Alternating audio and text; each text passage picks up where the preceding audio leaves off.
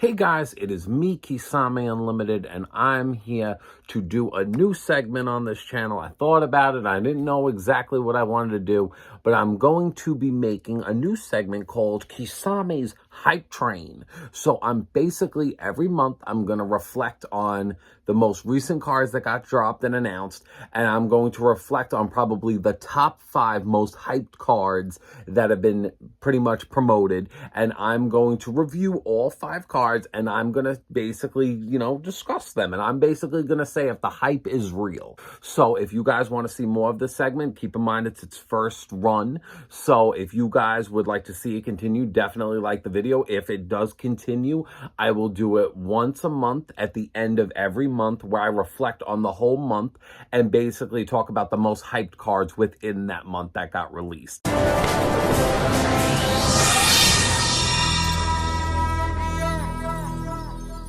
So now that I'm here on the side, we're going to start showcasing the top 5 most hyped cards of April, of April, not of this format, but of April. So the first most hyped card was a card named Galaxy Wardrake. We got that Galaxy support this month, and it's basically a light level 4, 1500 attack, 1000 defense. He's a dragon effect monster. Its effect: you can only use the first and second effect of this card's name each once per turn. Also, you cannot special summon the turn you activate either of them except light monsters. Okay, which is perfect because all the Galaxy cards are light monsters, so that really doesn't matter. All right, its first effect: if a level 4 light monster or monsters is special summoned to your field, you could special summon this card from your hand or graveyard, but banish it when it leaves the field. Its second effect: you could target one level 4 light monster you control its level, and this card becomes level 8 until the end of this turn. I personally think this card is great because this card basically helps Galaxies just swarm the field more, get you more consistency, and then at the same time, it just helps with the XYZ plays. It's definitely worth the hype. It's definitely a card that would definitely see play in the deck, and I actually think it's just generally very good, exactly what the deck kind of needed. For the next card that was most hyped in April is Alba, the System Dogmatica. When we couldn't get any more fucking Fallen Albaz Dogmatica branded shit, every fucking month we get this shit. But here we go again. We got a level 8 Dark monster, fusion monster. He's 4500 attack, 2500 defense. He requires 1 Fallen Albaz and 6 monsters in your graveyard with different names. Oof, that's a hefty requirement. I'll just say that. And must be fusion summoned. And it has 3 effects. So at least you got that stat total of 4500. At least I'll give you that. All right, so its first effect: this card can attack all monsters your opponent controls once each. Okay, that's fine. That's okay. I need field presence. I need, actually, to be fair, for that deck, no.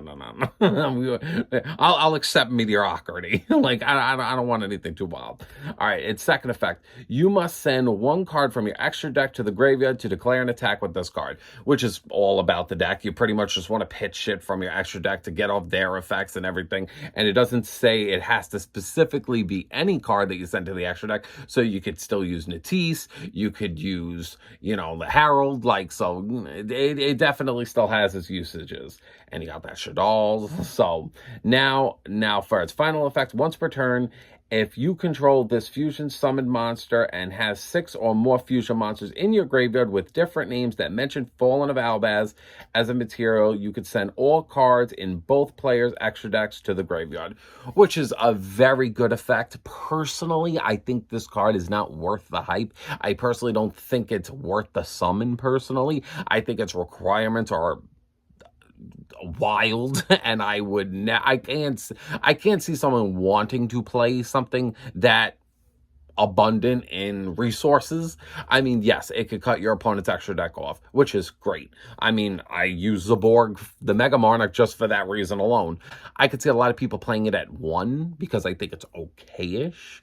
I mean, it's a nice end board monster because it's attack stat total, but it doesn't have any protection. It doesn't have any I want to say disrupting floodgate effect on your opponent's turn. So I personally think that if you do summon this, you're mainly just wanting to cut out your opponent's extra deck, but even that, there's better cards to end with than this. All right, the next card we're going to talk about is basically a new archetype that was announced, which is the Whitewood archetype. So now we're going to talk about Diabel, the Fiendess of the Whitewoods. She is a light illusion synchro effect monster, level 8 synchro. She has 2,500 attack, 2,000 defense, and we're going to get on into her effect. So she takes one tuner and one or more non-tuner monsters, so she's not specific to the archetype, which is good. If this card is synchro summoned using a tuner synchro monster as a material, you could target one spell or trap in your graveyard and add it to your hand. When your opponent activates a card or effect, quick effect, you could send one spell or trap from your hand or field to the graveyard to special summon one level 7 or lower tuner synchro monster from your extra deck, graveyard, or banishment. You can only use each effect of Diabel, the Fiendess of Whitewoods, once per turn. So, first of all, she has a lot to bring to the table right off the bat. First of all, she could easily come on the field and recycle something. Recyclability is very good in this game, especially when you are synchro summoning, fusion summoning, any of that, because then you're at least getting back your resources. So, already she could recycle. Second, if let's just say anything goes off, you could immediately send, they already added, to her archetype, I'm pretty sure they made a normal trap card where it's basically like, oh, if you send this card to your graveyard, you can immediately set it, which yet again helps her effect, basically milling spell and trap cards, and then you get a free synchro tuner monster out of it, which obviously is a plus just right there. So not only do you recycle, you gain more fielded presence, and you set something. So there's really no downside to this card. So this is a very good card, very worth the hype, and I'm actually very not into very like waifu girly archetypes. So when I saw her, I was like, first of all, that name Whitewoods is just very mystical. It gives me like a very like a magey kind of vibe, and I'm like, I like that. So I personally, I don't know if I would play this archetype, but it definitely, got me like looking. I'm like, I'm got my eye on you all. Now let's continue on with the Galaxy support because we got another hype to Galaxy. So we got Galaxy Tachon Primal. He's a light, level 8, 3,000 and 2,500 attack dragon effect monster. And let's talk about his effect. If a Dragon XYZ is on your field, quick effect, you could special summon this card from your hand to either field. I'm like, okay, that's interesting. And second effect, if this card is normal or special summoned, its owner adds one Tachyon spell or trap from their deck to their hand. Okay. And its third effect is when a Dragon XYZ monster declares an attack, attach this card on the field to it as a material. Now, in my opinion, I think it's good. I don't really care for its last effect because I'm pretty sure it's mandatory where it has to attach. So I kind of wish I had the option. It has a very good plus being able to just search a spell or trap. That's automatic consistency, which we love. It also has a good stat total. Can't deny that. Being able to special summon and search, love it. Love it. But I am not a huge fan of the attaching aspect because it's like, don't get me wrong, if you have something on the field that needs that material and it's a Dragon XYZ, obviously. But sometimes if it already has a material, I'm like, I'd rather have more field presence. But still, very good card. Definitely will see play, and I think it's just very good for the archetype. And our fifth card we're going to be talking about is Light and Darkness Dragon Lord. It's basically a retrain to the old Light and Darkness Dragon that we were all used to. So let's see how they kicked off this new fusion monster and no longer effect monster. So his name is Light and Darkness Dragon Lord. He's a light, level 10, 3,400 attack, 3,000 defense. His requirements are a level 8 Dragon Light Monster and a level 8 Dragon Dark Monster. So now we're going to be, and he must be fusion summoned. Must be fusion summoned.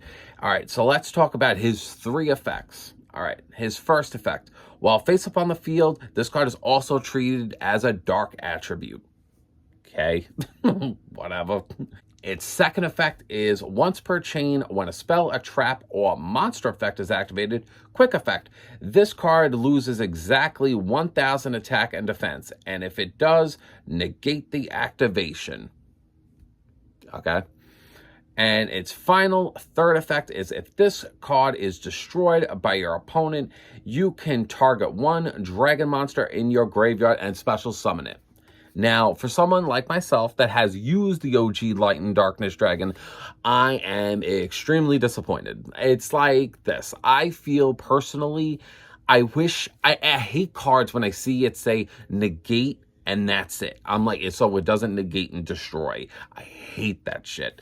And I feel like I look at it and it's like, okay, you know, you have the ability to like gain back attack points with the other cards in this archetype, where it's basically like, because they made like retrains of like, you know, here's a dark dragon, here's a level 8 dragon. I read them. They were like, okay.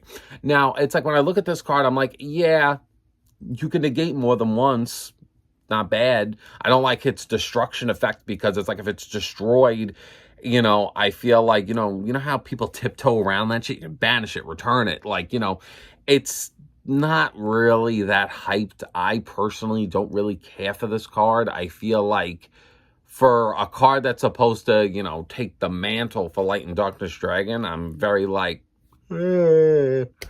fucking boring. But when I saw this, I was so hyped. I was like, yo, they're making fucking Light and Darkness fucking Dragon support. And I read it, I was like, that's it? In today's game, that's it? No. I mean, I'm sure people will find a way to exploit it, get its effect off. I mean, don't get me wrong, any kind of disruption is always good in this game. It has the ability to be contact fused to be brought out, which is fine, but I still think it could have been much better. For what I would have expected, that's what I would have liked. And I obviously don't want to end this hype train without talking about the 2 new alternate arts for 107 Tachyon and the new polymerization coming out with the new heroes on it. Obviously, look at that Basinatrix and Avian. Look at that shit. That shit looks gorgeous. Now, personally, I am a big sucker for alternate arts. Every time I see them, I'm like, okay, that's nice. I actually think that they should do it more often. I don't know why they don't do stuff like this more often. They look great. Like, obviously. So keep in mind, guys, this is the first time me making this segment. If you would like to see it continue, please like the video, because that's how I'm going to know if you guys want to see it continue. If not, I'll probably cut this segment. But I really enjoyed it. You know, I talked about the most hype cards that got leaked for April. So if you want to see this every month, the leaked cards in May, the leaked cards in June, and see it continue, I'm more than happy to continue it. So don't forget to check out our links below to Spidey's stuff, my stuff like my Instagram, where you can challenge me for the 6-Fifth Pain Challenge, and a couple other things. But don't forget to check out the 2 previous videos. You'll see Spidey on Thursday and our joint video on Saturday together. So yeah, I will see you guys later. Have a great day and a better tomorrow. Bye-bye.